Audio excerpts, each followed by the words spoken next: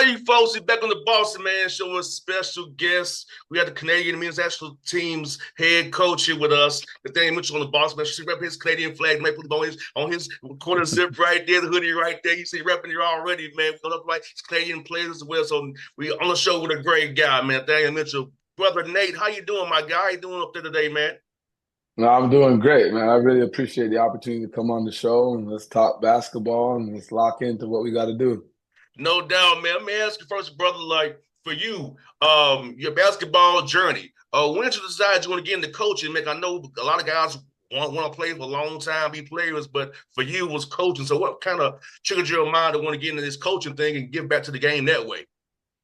Just like as a player, every time I played for a coach, anywhere, they always hinted at me, at some point you're going to be pretty good coach. Like, you understand what's going on, you're able to lead, talk to the players, relate to my teammates that were cool. I had a coach really at Georgia Perimeter College when I was in Atlanta, David Dennis.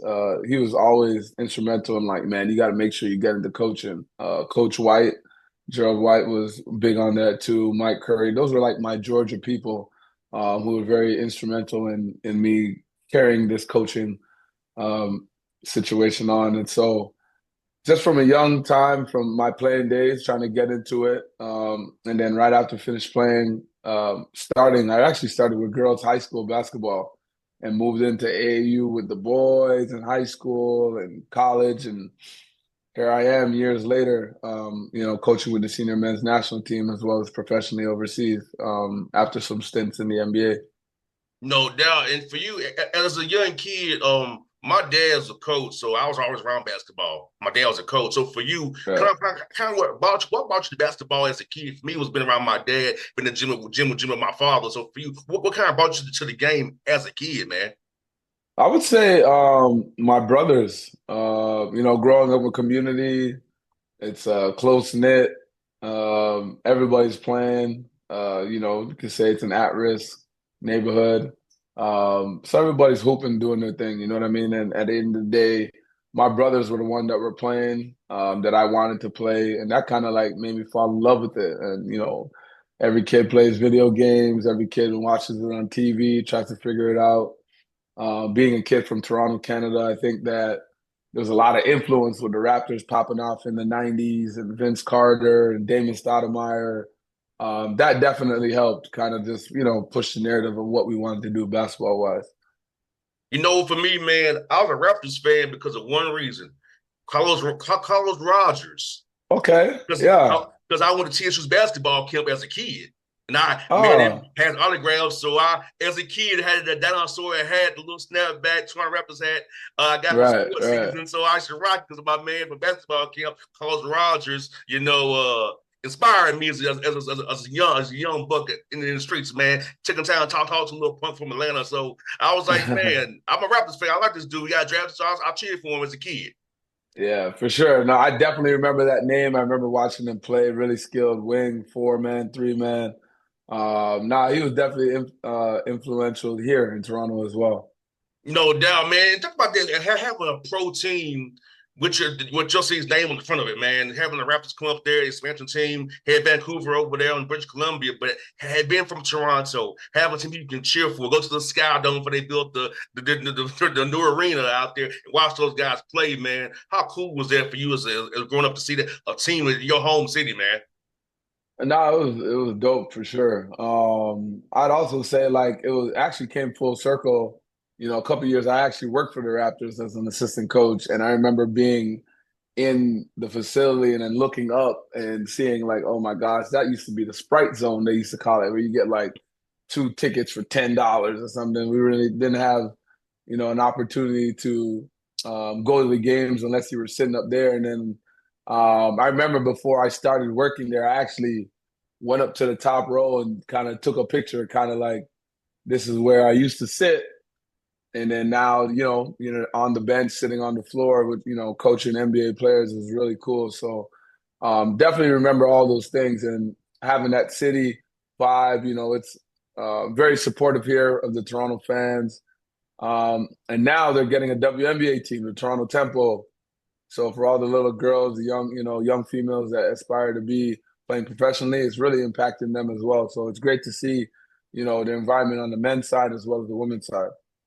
What's crazy about the Toronto Raptors is no matter what, win or lose or bad or good, the fans pack out the arena all the time, man.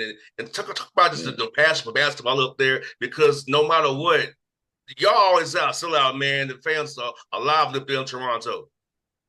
Yeah, no, the city's very supportive when it comes to basketball. Men, women, summer tournament, national team. Like it's very important for them to see their teams win. It's very just to play, the excitement. So if you come here during the summer, I mean, Drake used to put on a big thing called the OVO Fest with his music, but he used to do it with a tournament too. So like basketball in the city is amazing. It always comes to it's like a show out situation, you know what I mean, in the city. So everybody loves it, they support it, and it's big for everybody to continue being involved.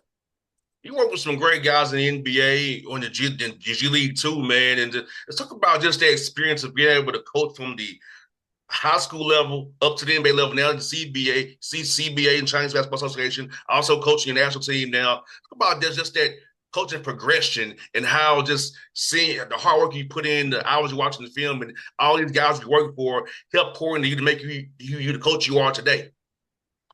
Yeah, to be honest, I'm forever grateful and in debt to like all the players and each and every player I've ever worked for, or worked with. I've had amazing clients. I kind of started this thing doing player development, you know what I mean? Just in random community center gyms around the city. People trying to get me a gym, trying to figure out a way, how do we subsidize costs for youth and some of the pros that we were dealing with. But it's been amazing. Those same guys from the jump that were there that I was working with are the same guys that some of them were in my wedding. And so it was it was great to kind of just see the progression of a lot of the young players that, working with a 12-year-old kid, 11-year-old kid at the time. And fast forward 7, 8 years later, the kid was number 3 draft, RJ Barrett. He's number 3 pick in the draft. Seeing some of these kids like Nikhil Alexander Walker, Shea Gilgeous-Alexander, when they were, 16, 17 in the gym and working with these guys, that's kind of been the progression for me, where I've been able to work with the national team, get jobs in the NBA. Eventually, I wouldn't be where I am today with all those players I ever worked with. Um, and I continue to always thank them and make sure those are like humble beginnings. But that's what it is in this business. And I always tell like young coaches coming up, like make sure your relationships are tight. You got to be able to have like, the wherewithal to be able to talk to those guys, vibe with those guys at the same time, like be able to hold them accountable too. And they got to respect you. And I think that's the biggest thing that I've been able to kind of garner over the years, which I really appreciate. Just those guys giving me the opportunity to hold them accountable, but I've been good enough, just responsive, just being able to talk to them and vibe with them as well. So that's important. And they have to trust you and to know you care about them. It's kind of also like my dad always says, it's what you say and how you say it to a player. And that's really Hmm. gets them whether they're gonna really buy into your program or not, or buy into you or not. No, for sure. Like, how you say it is important. That's your relationship piece. Um, I mean, holding somebody accountable can be really aggressive, like we know how some coaches can be, right? Or it can be in a soft, calming voice. Like you got to kind of pick and choose what you want to do and say there. At the same time, like it's very key what you said, what you say. What you say comes from your knowledge, from your experience. And if you're ever growing in this business or trying to be, the best coach that you could possibly be, like you're going to continue to grow your knowledge. Like you can't be teaching the same thing that you were teaching 10 years ago. There's some basics that are never going to change. There's the fundamentals of the game. Um, but they're teaching math differently than they taught 20 years ago too. So if teachers are involving, why aren't we coaches? And I think that's very important to, take into account on how we continue to grow. You're right about that, Nate, because man, I spent a lot of time watching 5 out offense and 5 out defense. So how to counter it. So I'm even I'm still learning too.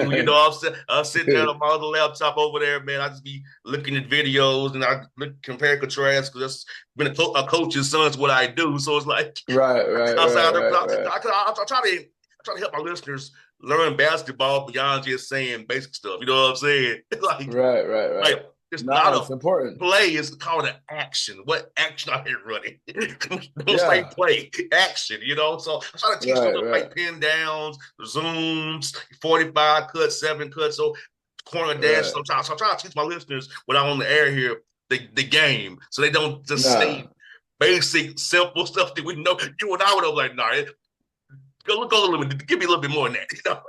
yeah, for sure. I mean, like, the game is forever changing. You know what's crazy? Because like I said, there's like fundamentals of it. Like there's certain sets that you've ran like forever, like a horn set. Even people have been running horns for years, back to the 80s.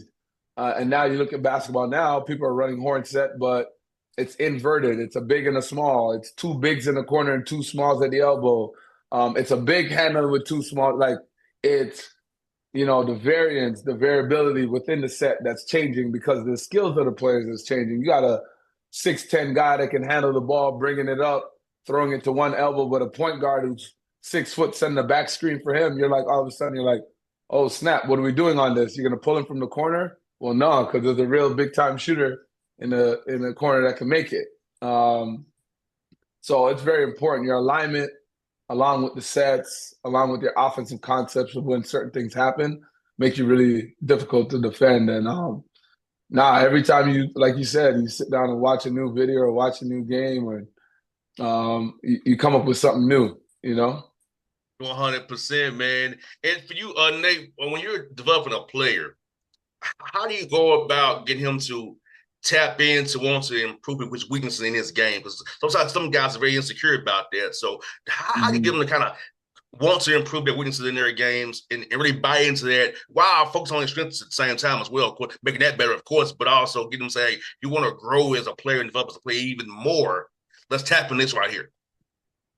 Yeah, I think it's very important that you identify and sit down with the athlete. Like, hey, what are your goals? Like, what are the ultimate goals that we're trying to get to? If it's becoming a better shooter, being the best player possible, I think within that you reverse engineer. Okay, well, in order to be the best player possible, you can't have any weaknesses here, right? You got to be great at something and continue to build something. If you want to be a great shooter at the end of the day, all right, we're gonna start with catch and shoots. We're gonna be really good, and we're gonna build to off the dribble, and then out of the off the dribble, maybe we're gonna go to movement shooting. We got guys like you barely see guys like a Kyle Korver, JJ Redick that can shoot on the move on the baseline anymore. We're gonna develop that part, and then we're gonna develop how you shoot individually one on one, and then maybe we're gonna add range to it. I mean, there's so many different sectors of shooting that we can start to figure out which areas, and not everybody's good in every area. You know what I mean? That's like 5 different levels of shooting that we just talked about that a lot of people's percentages dip depending on which area you go to. There's a lot of guys who can catch and shoot it, just, spot up. But as soon as they put the ball down, their percentages drop to 30% or below. That's me. Right? So, like being able to be good in all those different areas, focus on different areas, allow the players to grow. And once you have that goal, if there's ever any discussion on, hey, why are we doing this? We can always come back. You told me that you want to be here. And we agreed in order to get here, this is something we have to tackle. Right. And, instead of like dabbling all over the place in certain things and, we're going to get better at this. In the next month and a half, 2 months, this is what we're going to get better at. You're going to go back at least to your team or whatever it is with this. And then we can see how we can evaluate it throughout the year, sharpen it up through the year. And then we come back, hey, I got another tool in my bag. What if we did this? I saw this in the season that could be helpful too, according to like how their team is playing too. And I think sometimes coaches miss that boat because you got to be able to understand what that player is going into when he gets back to his team in order to apply skills and things of that nature in their environments. No doubt. And Coach Nate, let me ask you this, man. For young players watching our interview today, how many shots should they get up a day from your perspective to be good, effective shooter to know they can really be out there playing late in games where they don't take it off the court because they can't shoot? Yeah, I mean, I think shooting is probably the number one skill right now that you can try to get better at as a young player. I always make this joke, but you're playing these AAU games and high school games, and you don't know who's on the other team. You rarely hear people yelling from the sidelines saying, "Hey, get that rebounder," or "No, the ball handler, he's open, get him," or you know what I mean? Oh, the passer's got to stop the passer. No, it's shooter, shoot. Like all the way growing up, you've always heard that. So a lot of these things on the scouting report is determined on if you can make a shot or not. Whether I want to go over or under depends on if you can shoot or not. Whether I want to pull in and help on this pick and roll while the guy is rolling, if I need to tag heavier or not, depends on if you can shoot or not. If there's a good player over there and he's driving, how much help I have to influence him from not getting into the paint depends on how well my guy can shoot or not. And so the amount of shots, it's tough. I mean, repetition is very important. I mean, I can tell you can shoot 1,000 shots a day, but I can't tell you exactly what's wrong with the shot. There's variability involved that can help you get better. Are you shooting in the morning? Are you shooting in the evening? Like, are you actually spending time on it, invested time, intentional time on areas that you feel like you need work? Because I think there are areas that where, okay, I've been shooting 1,000 shots for 10 years every day, and all of a sudden I've capped. I'm still at 35%. Okay, what can I do to get to 37, 38? That may be a change. Maybe I decrease my reps and add action shooting that's more realistic. Maybe there's more defenders around, maybe shot contest. And that may be more transferable to the game of basketball than what I have been doing. So I don't particularly have like a set number. I do think you just need to shoot. And I think in your early ages, your form is important. Touch, technique, and confidence. You got to develop touch, you got to develop technique, and your confidence comes through your repetition. So you can shoot as much as you want and have confidence, but if you don't have touch and technique, it's going to be tough. You know what I mean? So I think all three of those can kind of help. And if you start looking at all the players in the NBA or, who play at the highest level across the world, the best shooters, are at least have two of those. Because I know for sure there's been people who had not the greatest technique towards the eye, but their confidence and touch is at another level. And all of a sudden you still see, well, why does that guy make shot? Nobody shoots the exact same as you go through every player. Everybody's, their anthropometrics and are all different. You know what I mean? So, it's cool just to kind of try to figure that piece out, to be honest. I'm still figuring it out. Nah, I hear that, Coach Nate. And man, for you, man, a coach of the national team for you. So when you're looking for guys to pick for the roster, what are you kind of looking for? Mm-hmm. Because you kind of has a deep pool to pick from. So what do you kind of look for in a player that kind of makes these are the best 12 guys for this national run we're going to go on? So how you kind of go about picking that in your mind? And how you have those? Which roster you have, man? This was some tough talks with guys who don't make the whole won't make the roster, man. Yeah, I mean, honestly, it's a blessing to have these tough conversations. You know what I mean? I mean, USA probably has that every year. Like I know last summer they were talking about Kyrie before he got hurt, wasn't selected, and he was talking about, I wish we went back to the days where we can compete for spots. But it's tough. I mean, Jaylen Brown got left off the roster, and then there were a couple of guys that were on the roster, like Jason Tatum and Tyrese Halliburton, that were first team All NBA, second team All NBA players that didn't play that much at the Olympics. So I think obviously, as Canada, as the number one team in the world outside of the US with the most NBA players, obviously France is coming too with their amount of players. It's always going to be tough. And what we're looking for, obviously, we need continuity in order to beat teams that are better than us. You need the best team and the best team is not always compiled of the top 12 players. You need guys that can do certain things. You need teams built on physicality and toughness. You're going to need shooting. And you come down to it, somebody may be better, but he might be a better shooter that fits the spacing of your team because your best player is a rim attacker. And all those things come into play. There were teams on Team USA where you can argue and say, was Tayshaun Prince one of the top 12 players in the NBA? No, but he was on that team. He provided defensive versatility, spacing of the floor, and could play a role. And I think these guys are so important. You know what I mean? The same thing with like a Derek White. Derek White's not an all NBA player, and that's your top 15 players in the NBA. You know, obviously there's some European players in that all NBA situation. Actually four of them are on the top five, right? But you got to try to figure out what the best fit is. You look for shooting, you look for defensive versatility, you need ball handling and fever. Your point guard is very important.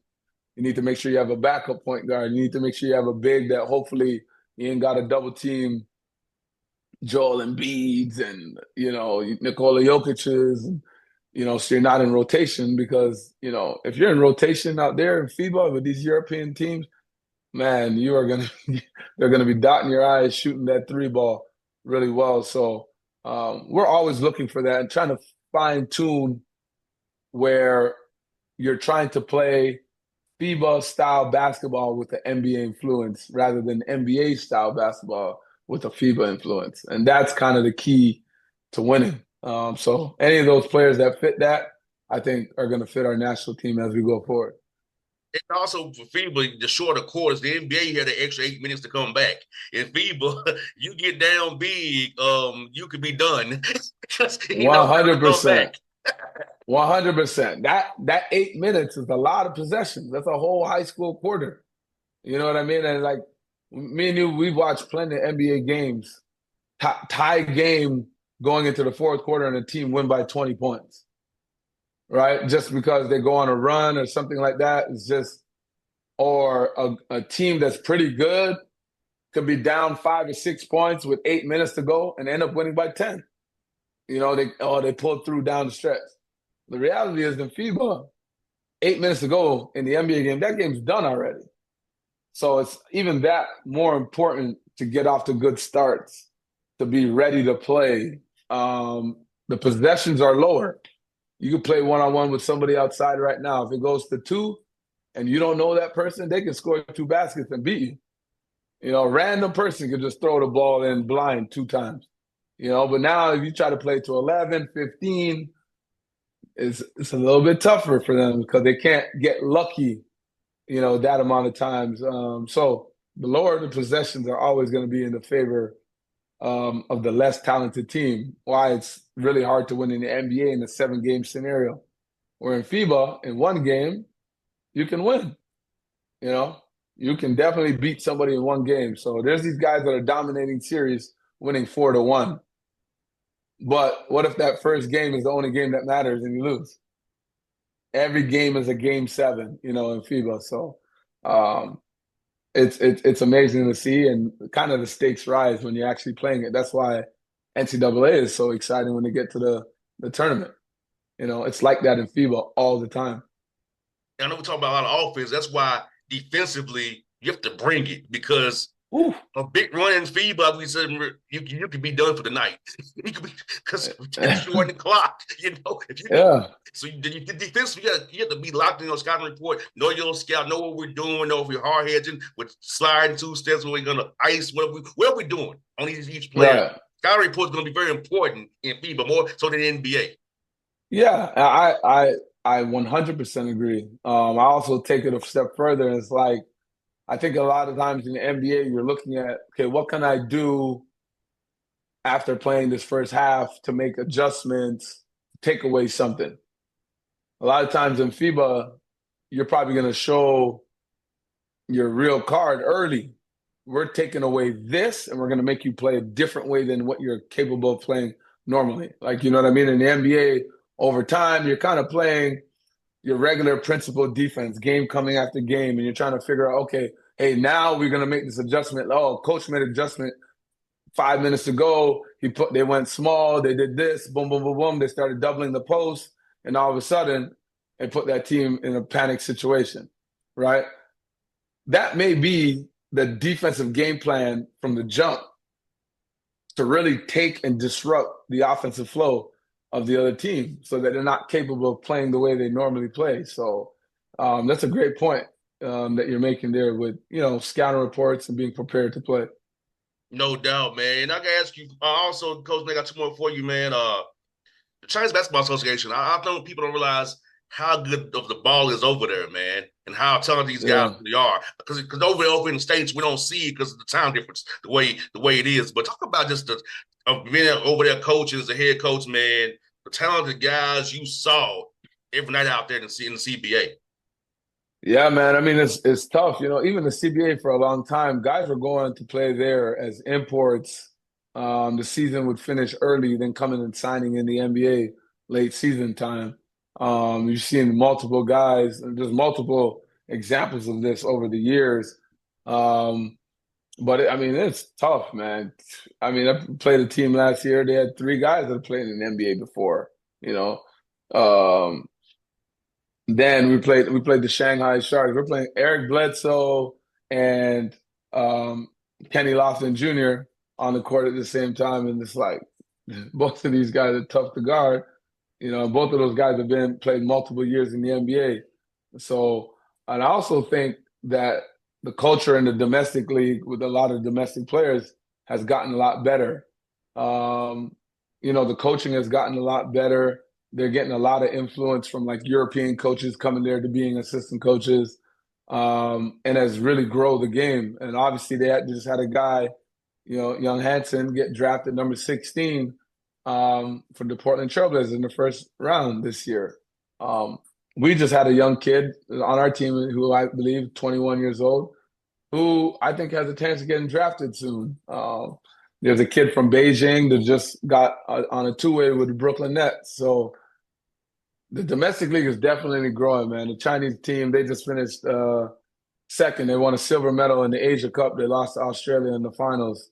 And so you're losing to Australia, who's a top 5 ranked team in the world right now. They're definitely getting better. So I expect big things from them. The league is definitely tough. Spoil for you, Coach Nathaniel, this brother. A lot of young coaches who watch my show, man. So if you can give some nuggets for some young coaches out here who trying to grind it out every day at the D2 level, D3 level, and you give them some advice, man, to kind of keep them motivated to keep doing what they do, man. I think it's very important for them to invest in themselves, man. And when I mean invest in themselves, they got to find some professional development opportunities, man. Reach out to people, see where you can go, sit down, watch a practice. I mean, even me at myself, I still do that. Last year I finished my season. 2 days later, I was on a flight to Serbia. I left China, went to Serbia, and I stayed with, Red Star, a EuroLeague team, for a week and a half.